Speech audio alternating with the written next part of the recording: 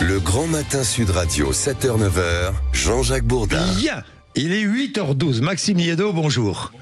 Bonjour. Alors dans la liste des râleurs professionnels qui s'allongent tous les jours, parce que la France n'est que ça aujourd'hui, n'est plus que ça. Jean-Jacques vous avez dégoté ce matin. Bons et les mauvais râleurs. Non, pas du tout. Mais vous êtes en train, Maxime Yedot, vous nous dégotez. Vous avez dégoté les pilotes d'hélicoptères du SAMU. Oui. Ils ne sont pas contents, eux non plus.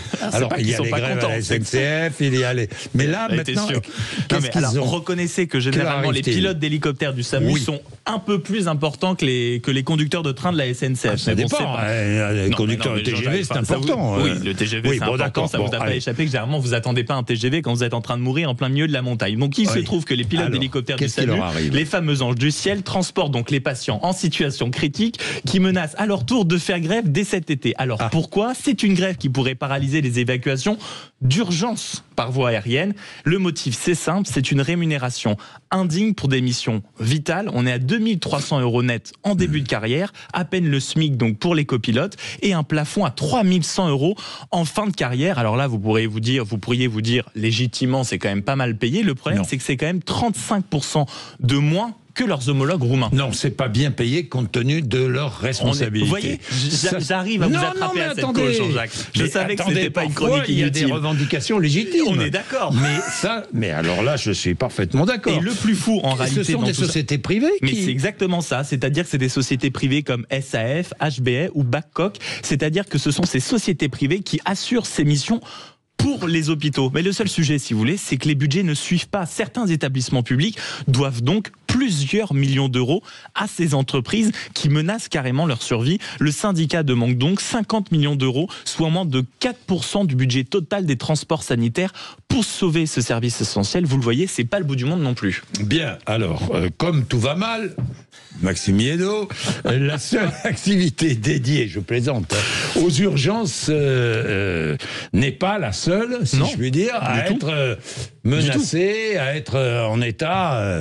Exactement, en tant que Cassandre de Morlante, exactement. Mais rappelez-vous, déjà l'été dernier, on en avait beaucoup parlé sur cette antenne, les Canadair, c'est les fameux avions bombardiers d'eau qui chaque été protègent les forêts, les villages des flammes. Et en 2024, on s'était aperçu que plusieurs d'entre eux avaient été coulés au sol. Faute de quoi ? Faute de pièces détachées. Une fois encore, parce que notamment, nous déléguons énormément de choses. Donc la flotte française, qui était déjà vieillissante, si vous voulez, s'est réduite à peau de chagrin. Une flotte nationale, pour vous donner un ordre d'idée, est composée normalement de 12 engins, mais sachez que la plupart du temps durant l'été, c'est seulement 3 engins qui sont opérationnels, et cette défaillance est due notamment au manque structurel d'effectifs de techniciens de maintenance, notamment parce qu'on s'amuse à déléguer ça à des entreprises privées. Il faut embaucher des fonctionnaires. Il faut embaucher non pas des fonctionnaires, mais des gens compétents. Ah oui, d'accord, mais bon, c'est la fonction publique, non ? Oui, et des gens qui ont de véritables... C'est la protection civile. Non, c'est pas que la protection civile, c'est aussi des gens qui sont vraiment, là aussi, pilotes, etc. Oui, et mais il y a qui également... sont fonctionnaires. Oui, sans doute une partie fonctionnaire, mais si vous voulez, il y a une différence entre...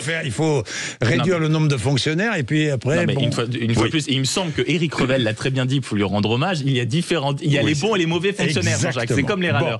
Et donc que dire de la BRI, la Brigade de recherche et d'intervention, vous le savez, unité d'élite censée intervenir dans les cas les plus graves, et on a appris il n'y a pas plus tard que 2 semaines qu'elle est en manque de moyens de façon absolument colossale, les véhicules hors d'âge, le matériel obsolète, absence de munitions pour les entraînements, bref, elle se retrouve en réalité à demander une prime de 400 €, on est quand même la France, 7e puissance du monde, et on a une brigade d'élite qui demande 400 € de prime. Bref, pour vous faire plaisir, Jean-Jacques, si on résume les râleurs, les hélicos du SAMU, les avions de la sécurité civile, les brigades d'intervention, tout est en sous-régime. Et donc pendant ce temps, en effet, il faut réaliser que quand les services d'urgence deviennent eux-mêmes des urgences, c'est vraiment que le système est à bout de souffle. Tant pis pour ceux qui le disent et qui sont appelés râleurs. Bon, allez, Maxime Yedot avec nous ce matin sur...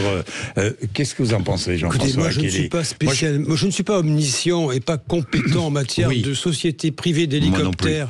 Mais je comprends mal d'ailleurs ce sont des sociétés privées, ça je savais pas du tout. Mais comme une fois plus, comme pour les Canadair, pour une grande partie de la maintenance. Il est question, je vais dire une bêtise, Café du commerce, mais il est question d'augmenter le budget des armées. Pourquoi ne pas imaginer un système qui serait une forme d'entraînement, de flotte qui serait détachée pour les hôpitaux, qui relèverait de l'organisation militaire. Je ne sais pas, quelque chose qui appartiendrait à l'armée, une organisation on peut penser à des choses comme ça. Oui. Mais c'est vrai que ça râle partout, Jean-Jacques Bourdin. Oui. C'est sans doute légitime, attention. Alors, c'est souvent légitime, pas toujours quand même. Non, mais ça dépend. Non, mais si vous voulez, entre la personne qui râle au quotidien, on a cette image du Français râleur parce que le plat arrive trop tôt, parce que son colis n'est pas arrivé trop site. Ok, ça c'est le râleur de base. En attendant, quand ce sont des professions aux fonctions légèrement vitales, pardonnez-moi, parce que quand vous vous retrouverez en randonnée dans vos quelques paradis corses, cher Jean-François Killy, et qu'il y aura une rupture de la cheville dans un camp paumé, on se dira mince, Maxime Yeddo avait raison. Maxime Yeddo avait peut-être raison de faire un appel au personnel du SAMU qui ne peut pas me charger. Légitimement, et même râler pour citer Jean-Jacques Bourdin lucidement. Les secours en montagne, par exemple, c'est la gendarmerie qui s'en occupe. Oui. Je rappelle, vous parlez des militaires. Le secours en montagne, c'est la gendarmerie nationale. Oui, c'est la gendarmerie nationale. Donc, il existe aussi du secours public qui fonctionne. Ah oui, non, mais après on peut faire en sorte que la police et la gendarmerie s'occupent de tout. Des secours en montagne, des urgences, Maxime Yeddo, il n'y a pas de bons et mauvais fonctionnaires, il y a une bonne ou une mauvaise utilisation de la fonction publique. On est tous d'accord. Ce n'est pas la même chose. On est tous d'accord. Ministre de l'économie et des finances avec nous tout à l'heure. Et dans un instant, Maxime Trouleau qui va nous parler des écrans chez les jeunes. À tout de suite.